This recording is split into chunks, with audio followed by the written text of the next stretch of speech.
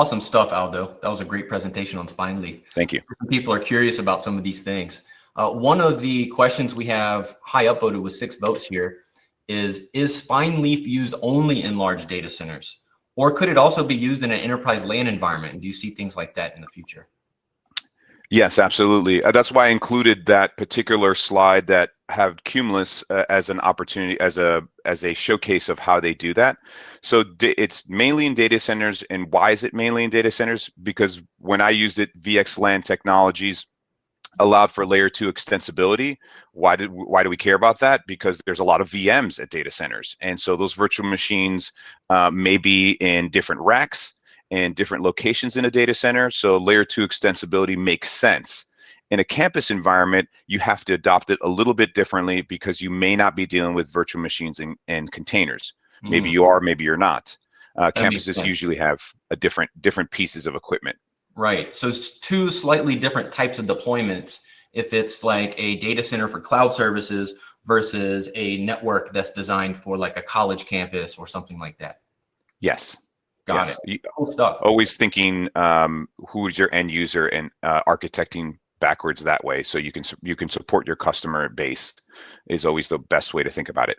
Got it. So that's good news, really, because what you're talking about is something that's current technology. You know, it's not brand new, but it is also the future of networking as I see it, right? Yes, absolutely. And even being able to use this type of thing in a standard enterprise LAN in the future is something that's on the horizon. So that's pretty exciting. Yes, and I would say it's even adopted now on the VXLAN stuff. So we'll get to learn more about that. Yes. All right, next question. I see we have actually now 3 upvotes on the next question. If you had to summarize the main benefits of Spineleaf architecture, what would you say that those are? Great question. I would say the benefits are that the layer 3 versus the layer 2 complexity.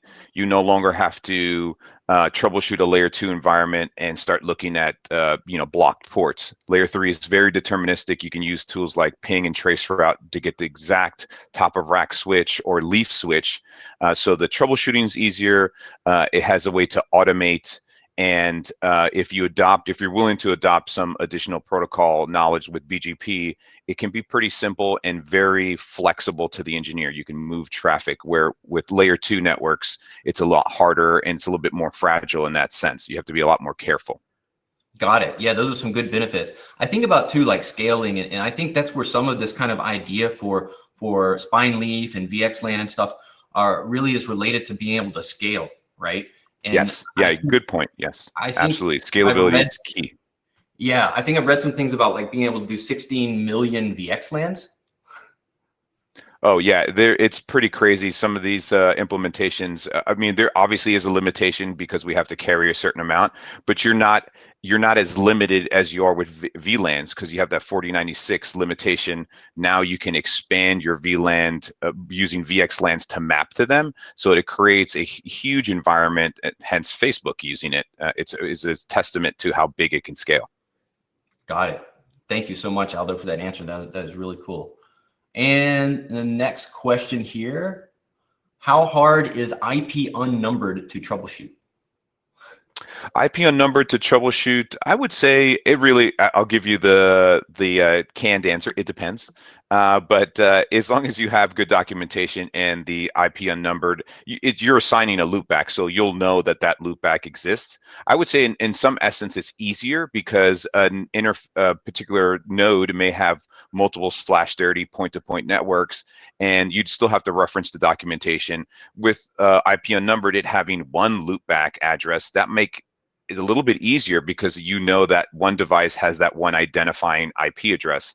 I feel like it just depends, but IP unnumbered does make simplification because you're not trying to trace down multiple /30 interfaces versus just one, identifier via the loopback. Got it. I think that's good news for everyone. It's thinking about things because I think we tend to think technology gets more complicated, and it does. So it's also good to understand that some of this complication also brings simplicity. Yes. And it's all about how you architect it. So that's a very good point. Got it. And we have some great questions coming in here. We'll go to the next one. Innovation in networking and IT is moving very fast.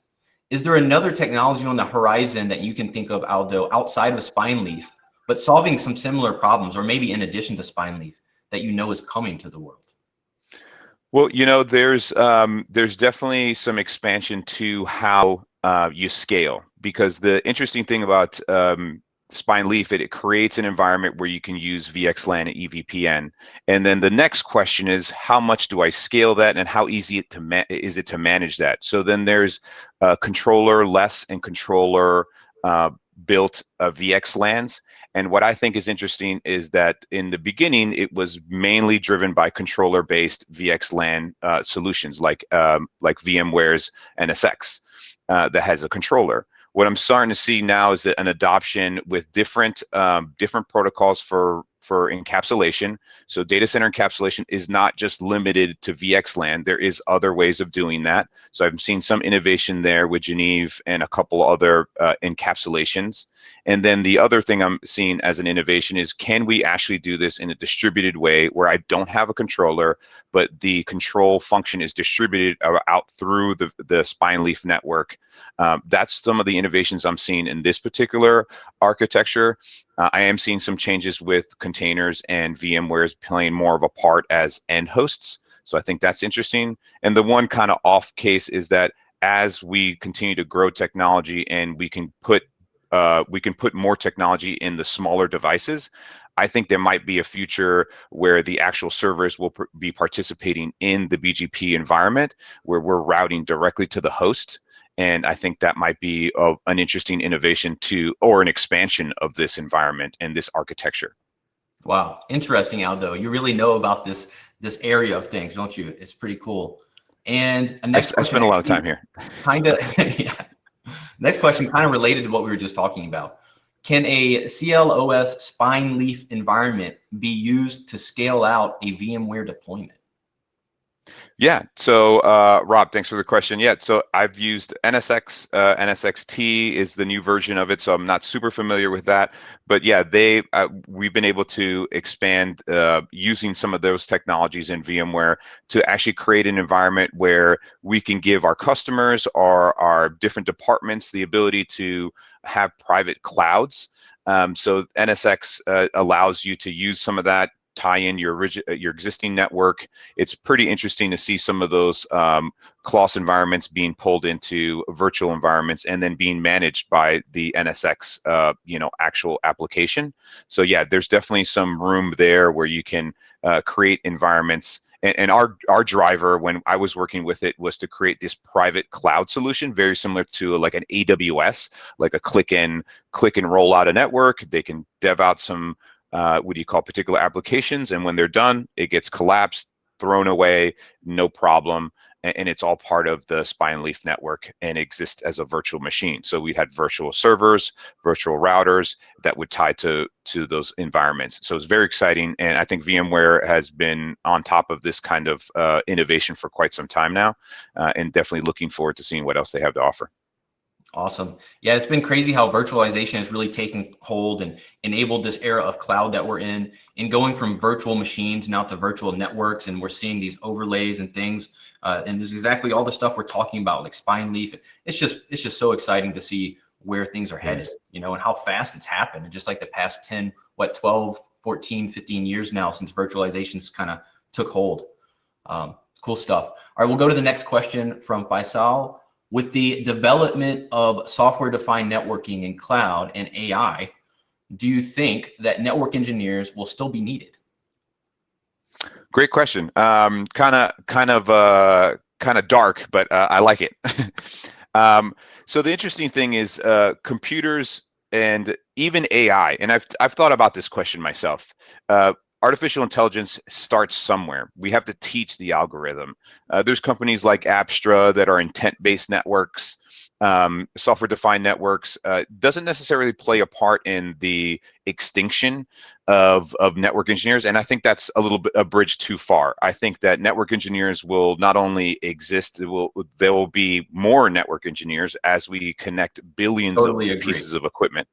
IoT is opening up things where I believe cars, all kinds of things that you would never think would be brought together.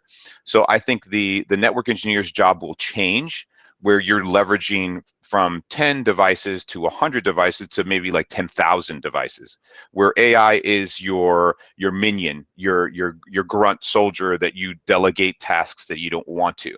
For me, as an engineer, I've configured so many different technologies, but do I necessarily want to configure another VLAN, or do I want to delegate that to artificial intelligence to be able to understand those and move ports over? And I can spend the time thinking about the bigger things, thinking about the business aspect. Artificial intelligence will never, I don't think, will ever get to the root of the human problems that we deal with in the business aspect. And that's where these technologies are just basically hammers, nails. They're in our toolbox to support our customers. So I wouldn't think as a network engineer, as we know today, may just change into the network engineer of the future that may be more involved in these technologies, integrated with artificial intelligence, but never really losing the human in it. That's my spin on it. I don't know how much sci-fi people watch, but maybe that's where this is coming from. No, that was a great answer, Aldo. Yeah, I get asked that question a lot too. Like, is the network engineer going away? But it's kind of the same question. Like, with wireless, is there going to be no wired networks? Well, no, you always have to have a wire somewhere. With virtualization, are you going to get rid of hardware? No, the virtualization runs on the hardware. So these kind of questions are all related. Is the network engineer going to go away? No, the network engineer is going to evolve. And not only that, I feel strongly that all these core things we learn as network engineers, like IP and routing and VLANs and frames and all, like, that's not going to go away either for any foreseeable future. So these core skills and knowledge that we build is going to be useful far into the future. Agreed. 100% agreed. Hey, we just talked about CLOS, which was designed in the 30s and then implemented in the 50s. This is a perfect example of how we can recycle and reuse innovations, and we're still at the core of it. Great answer, man. Thank you so much, Aldo, on that one. And let's see, the next one will be from Patrick. What is the difference between network engineer and network development engineer? Great question. Yeah, I asked that question when I first got hired too. So the main idea here is an adaptation that I'm seeing in mostly everywhere, and Amazon's a big player in it. They're trying to drive network engineers to be more DevOps focused and developing code. So the idea that we just spoke about is that is it better for me to spend time 1 hour developing a Python script that does something that would take me 10 hours? Yes. So that's the idea. The focus, the reason for the job title change is that it's a focus on using software or coding skills and develop ways that we can code out of CLI, hand jamming, or screen scraping, as they say. So that's really the focus there. Not that I don't go on a CLI anymore or I don't log into things anymore, but the idea is to kind of shift that. So Amazon, as well as other companies, are making that title change to basically communicate this is more of a DevOps, what do you call, scripting implementation of network engineering, traditional network engineering. Got it. I think as a follow-up question, I just wanted to add one thing on that. Sure. If someone was interested in getting into being a network development engineer, maybe they already have some network engineer skills and they want to get to this side of the house. Is there anything you'd recommend they start learning? Yeah, I would say that DevOps as a general bucket on the network engineering specific side is think through solutions. It could be as simple as like a bash script where you're delegating certain repetitive tasks to a script. What language you use is really up to you. I would say that Python is a big one that I've seen a lot of use in network engineering, and I've seen yeah, so I would say to encapsulate that, DevOps roles would be more in adding what you already know on network engineering and then seeing how you can script it out with particular Python scripts or bash scripts in a way that you can delegate that work and basically maximize your time. Always think scale is the way you want to approach it, and using the code to do that. Got it. Man, Aldo, I wish we had an hour to talk with you here. We got about a minute and a half left, I think, for questions. So we'll go to the next one. I did have some follow-up stuff I wanted to ask, but we'll go to the next question here. How practical and cost-effective, from Richard, how practical and cost-effective can you integrate Spineleaf in a small to medium-sized business compared to a large enterprise data center? That's a great question. So this is kind of a staple thing that I use. What's the best design is the one that works. And the one that works for your business is where you come into play. I would never suggest that you recommend a design that is cost prohibitive. They can't afford it. There's not a budget for it. But Spineleaf now is accessible even in lower cost switches. A BGP wasn't something that you would normally see in a switch, a top of rack switch, but now we can. So I would say that start with the end in mind. Look at what you're trying to achieve.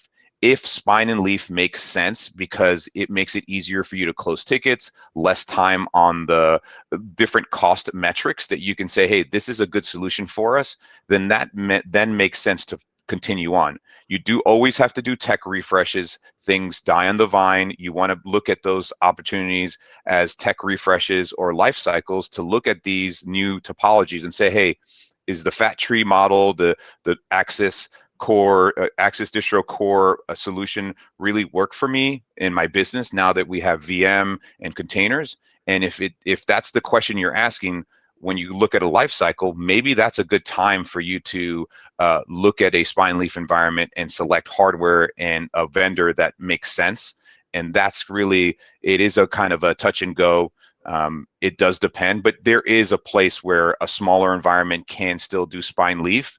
And I showed you a very small two-stage CLOS, and they're very simple. It's literally 2 layers of devices. So you can scale it from a very small 2-rack to 1 spine, or 2-rack to 2 spine, and then you can continue scaling to the right. So you don't lose the investment, you just can gain on it. So it is a little bit, there is a place where it doesn't make sense, but I always look at some areas where you can use life cycles, use the business use cases to make your life easier as a network engineer, because layer 3 fabrics are just going to make your troubleshooting and RCAs, ticket closures, and supportability, the SLA of the environment, you want it up. So those kinds of things matter. If you can quantify that, you can probably make a good use case for a Spineleaf, even in a small environment. Got it. Very interesting. Yeah, that's a great share too there, Aldo. So if there's ROI, then we should do it. And yeah, thank you, Aldo. I think that wraps us up here for the Q&A time. Awesome. Jacob Hess here. Thank you for watching the video. I hope you really enjoyed it. And I'd also like to remind you, if you're truly serious about your career in information technology, then be sure to check out our IT engineer training programs at www.zerotoengineer.com.